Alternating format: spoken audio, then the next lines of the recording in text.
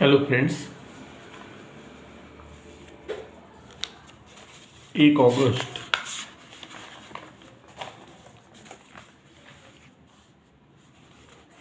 एक August 2023 board प्रश्नपत्रिका यातील आपण प्रश्न क्रमांक 6 एक्सप्लेन करणार आहे। रिसीट अँड पेमेंटचा असतो, त्याच्यावरून इन्कम अँड एक्सपेंडिचर अकाउंट आणि बॅलन्स शीट तयार करायची असते। Doctor Dhanashree started business of medical practitioner on 1 April 2019. She gives you the receipt and payment account for the year ended 31 March 2020 and the adjustment.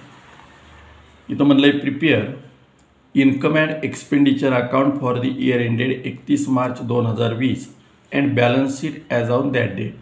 म्हणजे receipt and payment अकाउंटवरून income and expenditure account आणि balance sheet तयार करायचे। आता receipt and payment for the year ended 31 March 2020 यामध्ये receipt बाजू, या receipt बाजूचा सर्वसाधारण इफेक्ट इन्कम बाजूला किंवा बॅलन्स शीटच्या लायबिलिटी बाजूला होतो आणि पेमेंट बाजूचा इफेक्ट सर्वसाधारण एक्सपेंडिचर बाजूला किंवा बॅलन्स शीटच्या असेटला होतो। अशा पद्धतीने आपण एक्सप्लेन करणार आहे। रिसीट बाजू टू कॅश इंट्रोड्यूस्ड, आता ओपनिंग कॅश बॅलन्स आहे, हा ओपनिंग कॅश बॅलन्स इथं कुठेही येणार नाही। जर समजा एक्झाम्पलमध्ये तुम्हाला कॅपिटल फंड दिला नसेल, कॅपिटल फंड जर दिला नसेल तर तुम्हाला कॅपिटल फंड काढावा लागेल। इथं 5 नंबरच्या ॲडजस्टमेंट म्हणले बघा, cash introduced ₹50,000 should be considered as a capital fund. Capital fund म्हणून कॅश इंट्रोड्यूस्ड 50,000 तुम्ही घ्यायचं आहे। म्हणजेच हा जो ओपनिंग बॅलन्स दिला आहे कॅश इंट्रोड्यूस्ड हा कॅपिटल फंड म्हणून घ्यायचा आहे। बॅलन्स शीटच्या लायबिलिटी बाजूला कॅपिटल फंड 50,000। रिसीट बाजू बघतोय आपण, रिसीट बाजूचा पुढचा आयटम आहे visit fee 20,000, visit fee 20,000 income बाजूला, रिसिप्ट फ्रॉम डिस्पेन्सरी इन्कम बाजूला, सन्ड्री रिसिप्ट इन्कम बाजूला।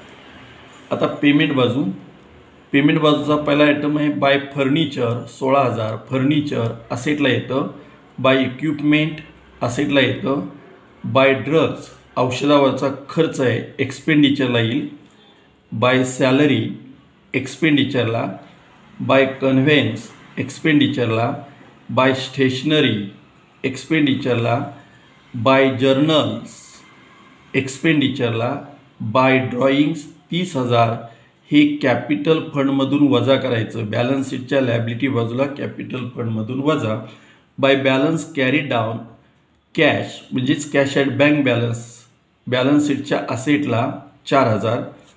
आता याच्या खाली ॲडिशनल इन्फॉर्मेशन दिल्यात ॲडजस्टमेंट, व्हिजिट फी 4,000 आणि receipt from dispensary 1,000 is outstanding.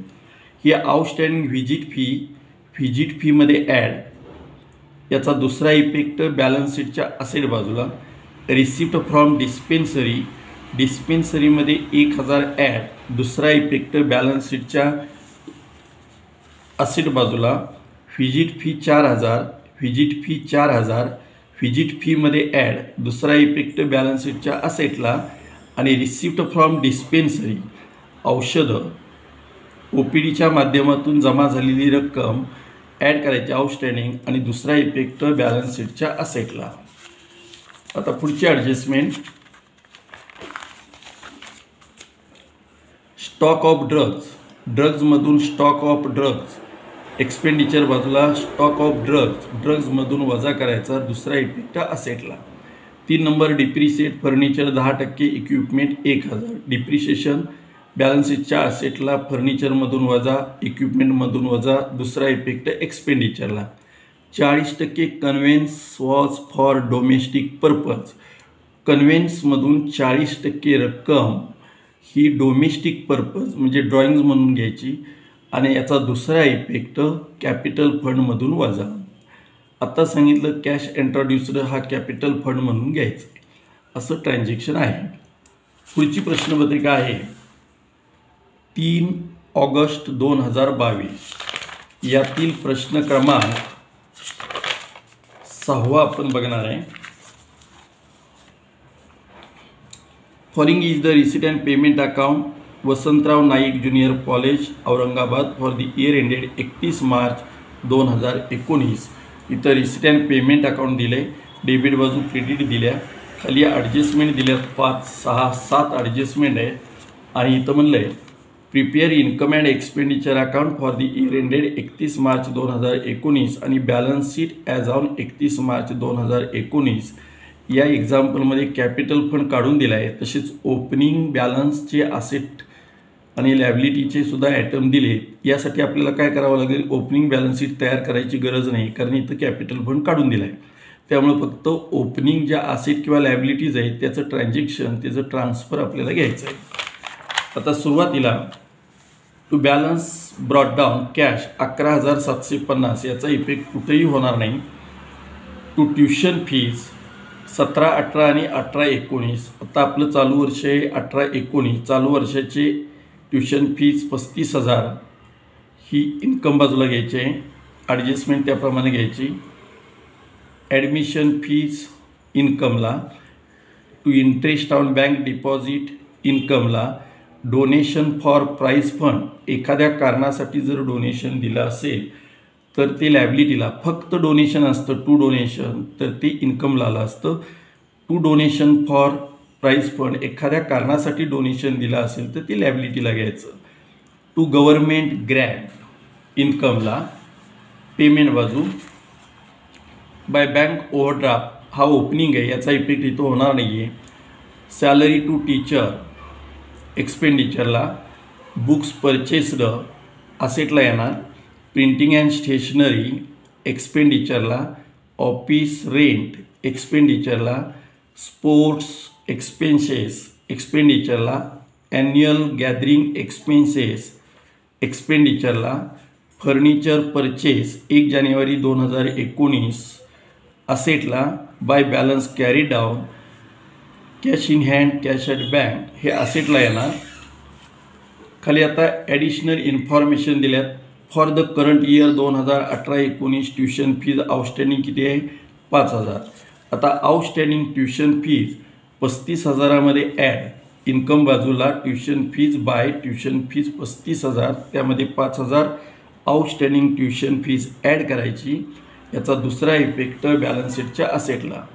50% admission fees should be capitalise. एक्झाम्पलमध्ये ॲडमिशन फीज 8,000 आहे. ॲडमिशन फीज ही इन्कम बाजूला येईल, त्यातील 50% म्हणजे 4,000 लेस कॅपिटलाइज. दुसरा इफेक्ट त्याचा कॅपिटल फंडमध्ये add. Outstanding salary to teacher 6,000, teacher सॅलरीमध्ये ॲड. दुसरा इफेक्ट बॅलन्स शीटच्या लॅबिलिटी बाजूला. Depreciation books 10%, furniture 15%. बुक्समधून फर्निचरमधून डिप्रिसिएशन वजा करायचं. दुसरा इफेक्ट एक्सपेंडिचरला to depreciation on books, to depreciation on furniture.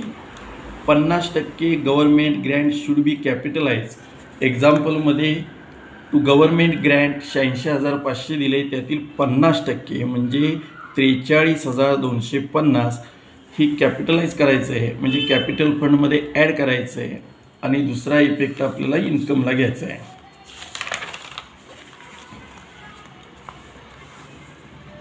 Asset and liabilities 1/4/2018 were as follows. Building असेटला येणार. फर्निचर असेटला येणार. बुक्स असेटला येणार. 9% बँक डिपॉझिट 1,50,000 असेटला येणार.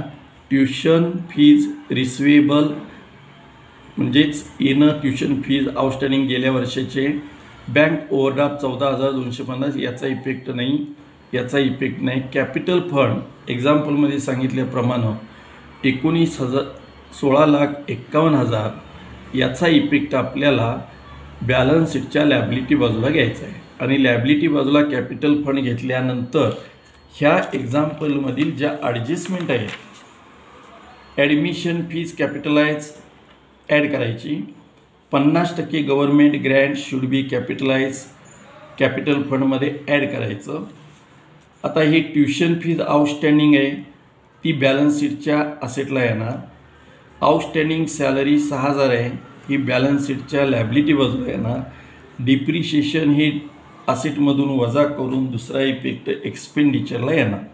अशा पद्धतीने हे ट्रान्सफर करायचं आहे. धन्यवाद.